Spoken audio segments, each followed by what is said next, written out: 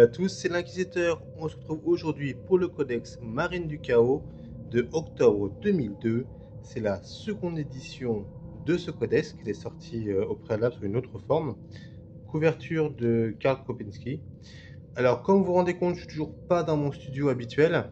Donc, j'espère qu'au niveau des conditions de lumière et de tressautement, ça va le faire. J'espère tourner d'ailleurs bientôt dans mes conditions de tournage normaux et même peut-être améliorées. Bon, allez! Allons voir le chaos de 2002. Voilà une petite page bien sympa, j'essaie de pas l'abîmer, hein. C'est tous les codex que j'ai achetés à l'époque, hein. Donc là on voit le Land Rider au milieu, Predator. On voit du Korn avec des socles verts, ces socles verts d'autrefois, on faisait tout le temps ça avant des socles verts comme ça là. Donc là, le Korn avec le buveur de sang de l'époque. Là on voit Tsinchin avec du coup du Sazenson et le duc du changement de l'époque. Avec les horaires aussi ici. Là, on a... Tac. Voilà, le gardien des secrets de l'époque. Alors lui, c'était justement... Je sais plus si il avait été refait, parce qu'avant, il ressemblait un peu à un book. C'est sûr que je l'aimais bien, avec les démonettes de l'époque. Alors là, elles étaient nouvelles, si je ne me trompe pas. Quand elles sont sorties, en tout cas. Moi, je les aimais bien. Honnêtement, j'étais un grand fan de ces démonettes-là. Avec, du coup, des Noise Marine. Et bien entendu, là, on a Nurgle avec le grand immonde. Ainsi que tous les Nurglings et porte-peste, etc. Donc voilà pour tous nos petits bonhommes. Donc le Dreadnought de l'époque, il a quand même plus de gueule maintenant. Le Land Rider, par contre, lui, c'est toujours une valeur sûre. Je trouve qu'il vit tellement bien. Predator, Obliterator. Je sais que c'est pas trop flou. Voilà, l'Obliterator, des motos, etc. Ah, puis aussi, on peut, les harpies, là, ici. Donc, démon du chaos universel. Puis des petits termites. Ah oui, juste devant, là. Peut-être pas reconnu, lui. C'est écrit en dessous. C'est Abaddon. Le fléau. C'est son ancienne figurine. Allez, le chaos. Donc, Karl Kopinski, qui a fait cette magnifique couverture. Je crois que c'est son frère qui au design en gros graphique du livre de manière générale. Et conception graphique, voilà, Stefan Kopinski. Tac tac tac. Ok. Donc écrit par Andy Chambers, Pete Haynes, Andy Howard, Phil Kelly et Graham McNeil. Vraiment les ténors de l'époque. Avec les illustrations de l'époque. Honnêtement, c'est tout pour ça que j'aime bien. J'aime bien relire le fleuve de l'époque, mais c'est les illustrations. J'adore ces illustrations de cette époque-là. Ça avait, je sais pas, il y avait un truc. Alors c'est la nostalgie qui parle, mais ça avait vraiment un truc en plus. Donc on nous explique ce qu'est le Warp, l'œil de la terreur, parce qu'à l'époque, l'œil de la terreur n'est pas encore ouvert. D'ailleurs, c'est pendant la 3e édition qu'il y aura la 13e croisade noire. La dernière, avec les forteresses noires, etc.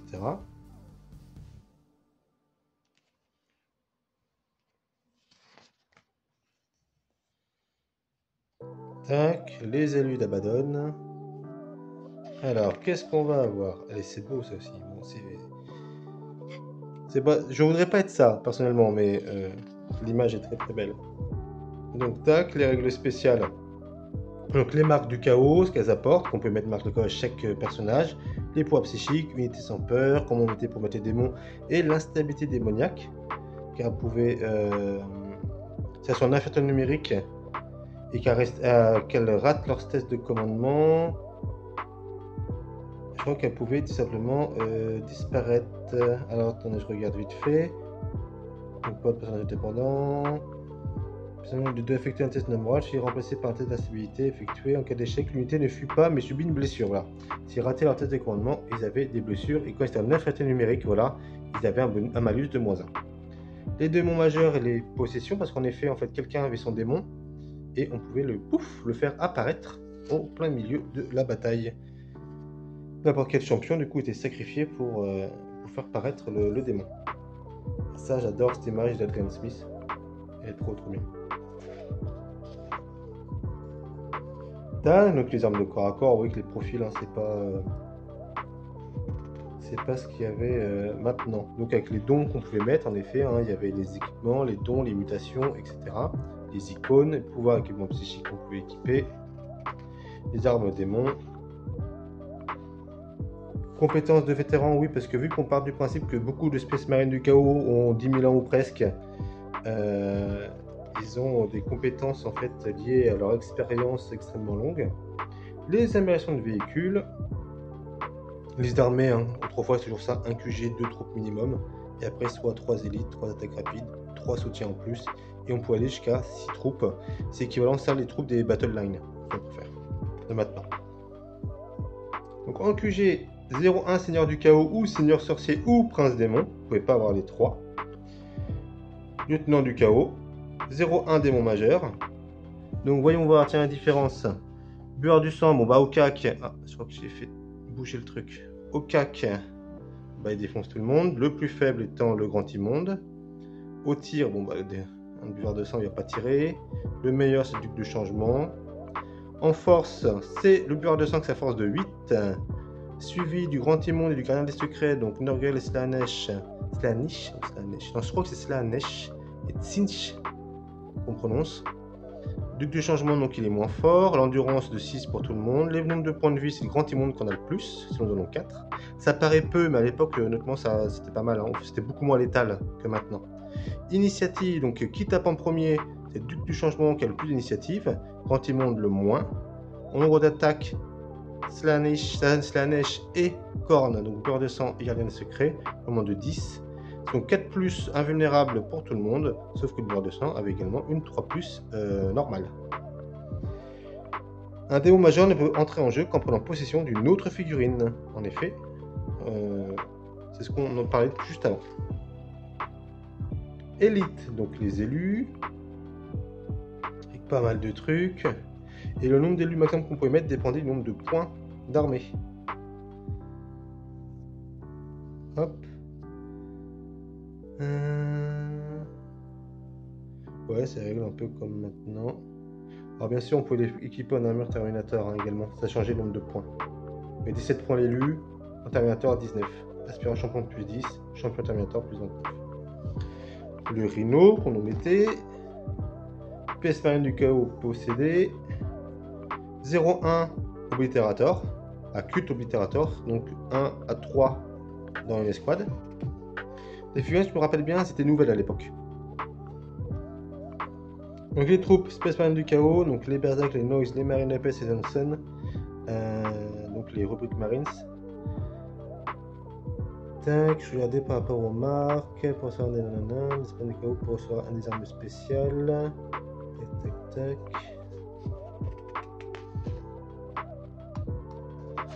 Oui, en fait, ils nous disent juste les choses, mais je sais plus comment ça fonctionnait pour en mettre. Ah voilà, pour recevoir une marque du chaos, ainsi qu'une ou plusieurs compétences de vétéran. Si une unité reçoit une marque du chaos, ses options d'armes peuvent changer. Reportez-vous au livre du chaos. Donc c'est un peu plus loin. Donc voilà, selon voilà ce que ça devient, et ça changeait leur équipement. C'est comme ça qu'on en faisait en fait. Il n'y avait pas en fait les berserk de base. Spécial du chaos, marque de con, ça devient berserk. Et du coup, on avait des équipements spéciaux. Les bandes de démons, les Norglings qui étaient un peu spéciales parce que c'est des socles, en sachant que ça c'était des figurines de Warhammer Battle à la base. Donc c'est un peu différent. Attaque rapide, donc 0-1 rapace.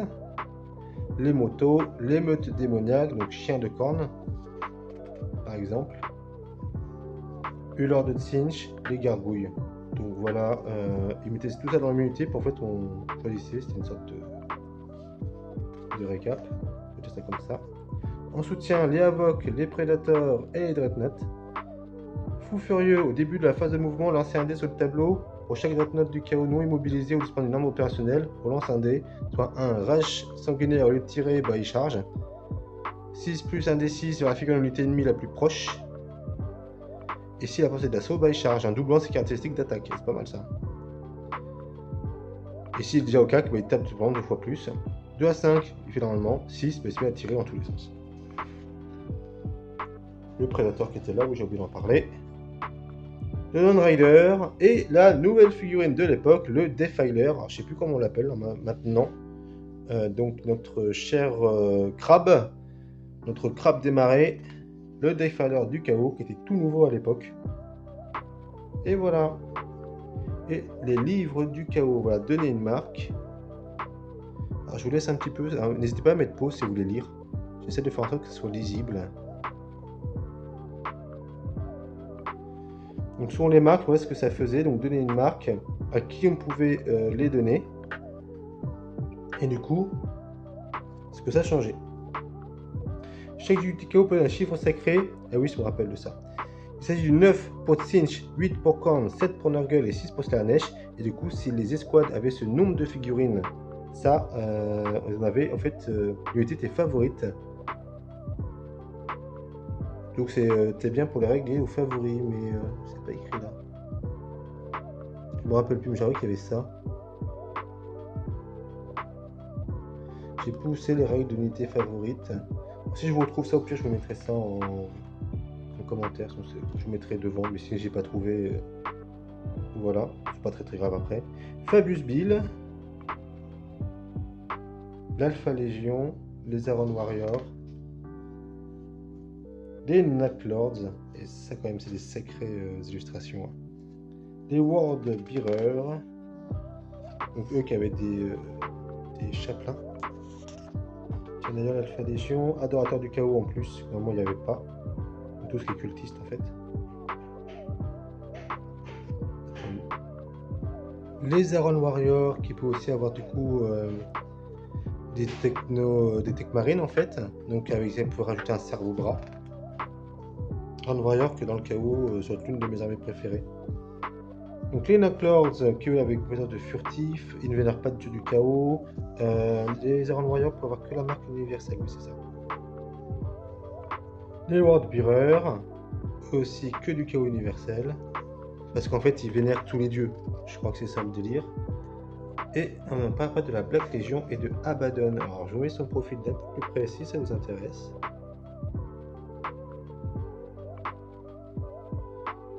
Donc CC6, CT5, force 4, endurance 4, 5, PV3, initiative 5, attaque 4 plus 1, commandement 10, sauvegarde 2 plus.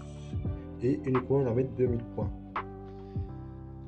Donc il avait Draknien, la marque du chaos ascendant, et attirer la faveur des 4 dieux tour à tour. C'est avéré être l'égal d'Horus dans le sens où aucune de ses divinités n'a pu la servir totalement. Au cours des millénaires, il a fondu les marques du chaos qui lui ont été accordées en une seule, combinant leurs effets. La marque du chaos ascendant compte comme une marque du chaos universelle en ce qui concerne le choix des unités. Ces autres effets sont inclus dans le profil Abaddon et sans peur et reçoit automatiquement tout test de morale ou de blocage qu'il a amené à effectuer. C'est vrai qu'on a l'endurance 4-5, c'est dû à la marque de Nurgle. Et là pareil pour l'attaque, c'est la... je sais plus si c'était Korn ou Slanesh qui donnait une attaque. Donc personnage indépendant, ok, s'il n'y a pas de suite, etc. Le livre de Korn. Donc la marque de Korn, 10 points de plus. Les immunités pour 5 points de plus. Se bat quand une bête enragée, méprise la sorcellerie, nanana. Ils peuvent pas avoir de compétences sorciers, ce qui est normal, et sont sujets à la folie sanguinaire. Donc une attaque sans peur. Ils doivent charger toutes les figurines ennemies. Ils disent que de cette façon ne peuvent pas tirer. Elles remportent un assaut. Les figurines portant la marque de Korn effectuent une percée à moins qu'elle n'ait plus des figurines en armure Terminator. On les gagne sur le fil. Donc les armements spéciaux, ce que ça fait sur les véhicules. Des bannières de rage, colère de corne, collier de corne. La hache de corne. Et donc les équipements spécifiques, dont le Juggernaut. Les World Eaters. Donc ça, c'est quand on va jouer que World Eater. Qu'est-ce que ça faisait? Tous les personnages de toute unité doivent avoir la marque de corne. On peut avoir que des démons de corne. Le véhicule ne peut être dédié qu'à corne, mais ce n'est pas une obligation. Toute unité favorite peut transformer gratuitement une de ses figurines en aspirant champion. Voilà l'utilité d'unité favorite. L'aspirant champion est gratuit. Les bandes de démons et de bêtes démoniaques favorites peuvent ajouter plus 1 à leur jet d'invocation. Karn, Karn s'il n'est pas... si vous voulez voir son profil, il est quand même emblématique. Avec sa carnassière. Le livre de Nurgle. Je sais qu'il y a beaucoup de fans de Nurgle. Je vous laisse lire ça un peu. Qu'est-ce que fait sa marque? 10 points plus 5 pour l'unité, ok. Un peu aussi de nains, ils sont sans peur, on don résistance démoniaque. Donc le don résistance démoniaque c'est plus en endurance. On peut pas utiliser de canon laser ou tout canon dans ce missile bolter lourd. avec on a un marque de Nurgle. Et on se retrouve sur leur porteur. Il peut tirer à une main. Tirer une main après l'utiliser. Donc plus d'attaque de la charge. Le véhicule de Nurgle, les dons. Le premier souvenir c'était pas mal en Nurgle quand même. La Death Guard, tous les personnages de Nurgle, essaient de démoncer nanana. Donc il manque de troupes spécialisées dans l'attaque rapide. Ce sont donc leurs rares escouades motorisées qui remplissent ce rôle. Pour présenter cette lacune en termes de jeu, seules 2 escouades de marine de la paix embarquées dans des rhinos peuvent être choisies comme troupes. Les autres comme des choix d'attaque rapide. À l'accord, si on mettait un transport attitré à des mecs de Death Guard, c'était de l'attaque rapide. D'accord, à part pour les 2 premiers. Pareil, bande de démons, ça c'est pareil que tout à l'heure. Pouvoir psychique mineur de Nurgle. Et voilà. Typhus. Si vous voulez voir son profil un peu mieux. Voilà, ça tressaute. Mes excuses pour ça. Et la suite de la règle est là. Il me dégoûte lui avec ces trucs là. Il est vachement bien, mais il me dégoûte quand même. Slaanesh. Donc là c'est un Lucius, je pense. Un Lucius c'est pas Warhammer Battle. Bon, on va y revoir de toute manière. Donc la marque de Slaanesh. Donc son sans peur, j'ai la qualité spéciale Cri du Warp. Cri du Warp, les élus spéciaux, remplacer les bolters gelés par un éclateur sonique pour plus de points. Remplace gratuitement un autocanon Faucha par un Blastmaster. Remplace gratuitement un fuseur contre une sirène de mort. Un pistolet bolter et une arme de corps à corps. Une figurine à moto doit choisir entre le pistolet et l'arme de corps à corps. Donc ce pouvoir désorienter l'ennemi diminue de 1, de moins 1 l'initiative de tout adversaire. Ah oui, donc du coup ça permet de taper quasiment toujours en premier. Donc son arsenal avec l'amplificateur, aiguillon de désir, attrait de Slaanesh, aura de consentement et la bannière d'extase. Noise Marine, je kiffe aussi. En fait, c'est Lucius, je ne m'étais pas trompé. Si je devais faire du chaos universel contre des Iron Warriors, si je devais faire une armée d'un des 4 dieux, à mon avis, ce serait soit Southenson, soit Emperor Children. Peut-être une... Ah, je sais pas. Southenson, peut-être. Après, toutes les armées sont bien, honnêtement, généralement. Lucius. Oh, je passe vite fait. Hein. J'adore quand même les rubriques marines. Et donc voilà le livre de Tzeentch, l'architecte du changement. Donc ce que faisait sa marque. Ok. Ce sont les personnes indépendantes élues ou possédées. Ils deviennent sorciers. Donc ils peuvent s'équiper de pouvoirs. Les codes de Space Marine. Donc si un aspirant champion il est forcément sorcier, qui rejette tout test psychique. Donc, les autres portent le symbole de l'effacement. Les figurines portant le symbole de l'effacement sont sans peur et possèdent le don essence démoniaque. De plus, elles suivent la règle lent et méthodique et les pouvoirs psychiques, bonification du chaos et mutation. Oui, méthodique, je crois qu'ils avancent moins vite, mais rien ne peut les arrêter. On va voir ça. Donc, pas le plus en attaque lorsqu'elles lancent un assaut, donc en charge. Initiative de 1 et ne peuvent pas effectuer que percer. Donc elles comptent toujours comme étant immobiles lorsqu'elles tirent, même si elles ont bougé durant ce tour. Ok, donc pour les armes de tir, c'était plutôt pas mal. Parce que les armes lourdes, on pouvait s'en servir que si on était immobile. C'est pas comme à la V10 où c'est un bonus si on reste immobile et peut comme s'en servir si on bouge. Là, si on bougeait, on pouvait pas du tout s'en servir. Ok.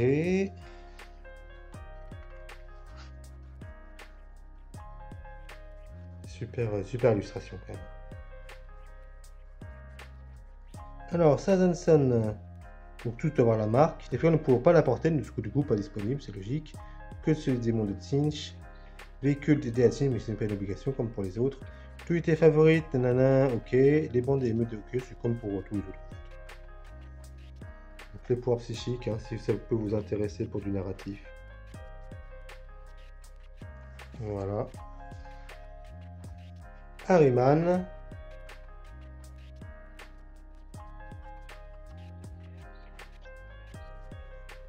Ascension, encore un peu d'histoire. Et on est arrivé sur le récap. Et cette image-là est tellement terrible. Là, dans la section du coup, couleurs, figurines, comment on peint. Ça a pas mal changé depuis, hein. Ça, je me demande si c'était pas nouveau, justement. J'ai un doute, hein, mais je me demande si c'était pas un truc récent. Le fait qu'on puisse mettre des doubles têtes, etc. Je suis pas sûr, hein, mais... Le Lone Rider, lui, était nouveau, par contre. Le Lone Rider de la V2 il est tout petit. Avec les harpies, hein, bien sûr, KO universel. Ils appliquent les stratégies de base.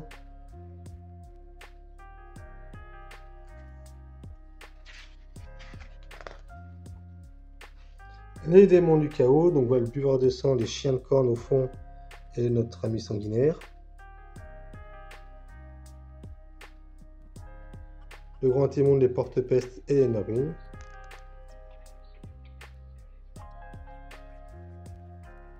Donc les nouvelles démonettes de l'époque, et je crois que c'était bien le nouveau Gardien des Secrets de l'époque, hein. Il avait été refait, je crois. Avant, il avait une tête de bouc que j'adorais, je crois que d'ailleurs j'ai encore la figurine quelque part dans la pile de la honte. Faudrait que je le fasse. J'aimais bien ce démon. Donc le Duc du Changement avec des horreurs et... j'ai oublié le nom de ça.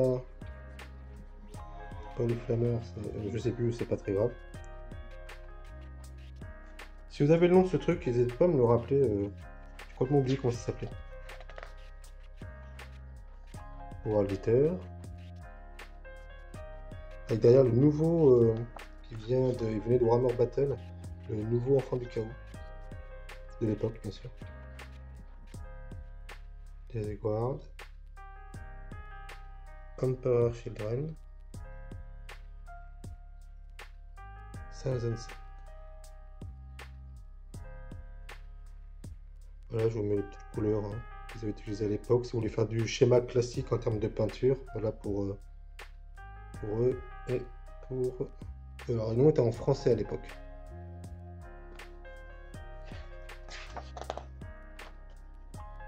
Les Worldbearer, donc le schéma de couleur. Voilà, donc bien rouge. Hein. Rouge sans coaguler, on va dire. Les Iron Warriors. Ils ont quand même une sacrée classe, Iron Warrior. Nadlor. Les Nadlor, ils ont un schéma de couleur que j'aime beaucoup. L'Alpha Légion. Un rappel à l'époque, il n'y a que eux qui avaient des cultistes dans leur armée. Ils ont joué une armée spéciale Alpha Légion. Les schémas de couleur, je ne sais pas si on a bien vu. Voilà. Space Marine Renégat. Donc des Space Marines qui se seraient rebellés comme un Red Corsair, seulement membre du chapitre de Space Wolf. Ou un Red Corsair au Dark Angel. Oui, il faut bien qu'ils mettent les deux pour éviter que ça se foute sur la tronche. Donc voilà, un schéma de couleur qui pourrait peut-être vous inspirer.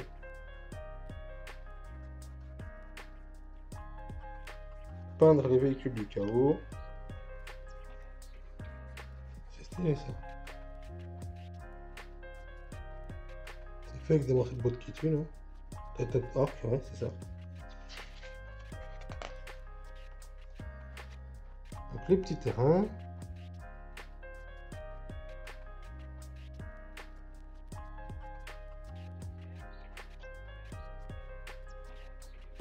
Petite mise en scène. Et on tombe sur la galerie. La première armée de Iron Warrior assiège une cité impériale condamnée. Avec les man russes et compagnie là. Bon, la galerie est courte. Alors, Seigneur du Chaos. Golden Démon américain de l'année 2000. La note là, elle est stylée. Avec une tête de Juggernaut. Non, de... C'est pas plutôt une tête d'homme lézard de Warhammer Battle? Je crois que c'est une tête de Juggernaut. Abaddon, attendez, ça tressaute.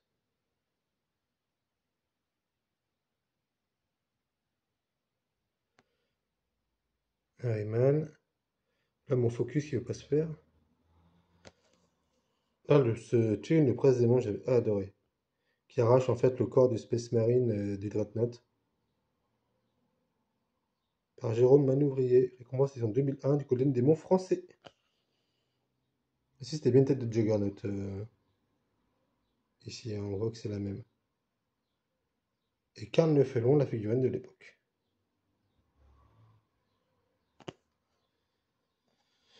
L'œil de la terreur. À l'époque, donc Cadia. Cadia, tiens, plus maintenant. Mais Katia, tiens, c'est vraiment, c'était le summum. Il y a même une campagne pour rentrer ses scores sur Internet, etc. Je crois d'ailleurs qu'il y a un bouquin, L'œil de la terreur, L'œil de la terreur quelque part. Oui, je le retrouve, un supplément. Donc voilà pour ce petit codex Marine du Chaos. Donc réédition du premier codex, donc paru en V3. Dans le but en fait de l'harmoniser d'un point de vue physique. C'est surtout ça, pour qu'ils se ressemblent tous. Voilà, donc Marines du Chaos. Sérieusement, un bon petit codex. Moi, j'aime beaucoup l'illustration. J'aime bien le système des marques dans celui-ci. Je trouvais que c'était simple et efficace. Donc voilà, j'espère que ça vous a plu. Soyez pas trop purifiés du coup. Et je vous dis à bientôt pour une nouvelle vidéo. C'était l'Inquisiteur. Ciao.